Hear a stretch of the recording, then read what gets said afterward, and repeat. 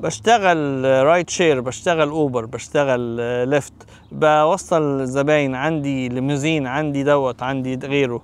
الشغل ده لطيف صح، بس مهم جدا تحمي نفسك. تحمي نفسك بعدة حاجات، هتلاقي اهمها انك تعمل داش كام. داش كام تحميك، داش كام تصور العربية من جوه ومن بره، عشان لو حصل حاجة لا قدر الله تبقى في وضع آمن، محدش يبدل عليك ويقول حاجة مش حقيقية. لو حصل لا قدر الله حادثة، فتقدر تبقى الدنيا ماشية بشكل كويس، تبقى باين مين اللي غلطان، وكل التفاصيل بتاعت الحادثة مثبتة.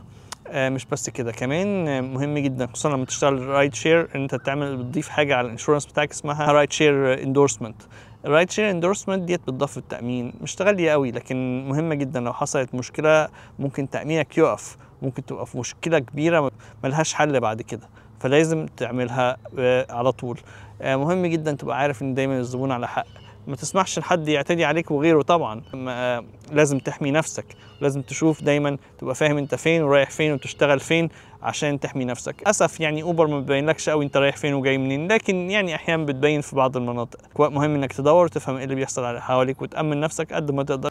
في بعض الاماكن ممكن تلاقي فيها مميزات احسن، لكن دايما الباسنجر على حق، فدايما الزبون على حق، فدايما حاول تبقى لطيف معاهم. الشغل ده بيعلمك ازاي تتحكم في اعصابك وتبقى هادي وتعرف تتعامل بشكل صحيح يخليك تاخد القرار الصح في الوقت الصح. تحياتي للجميع، مع السلامة.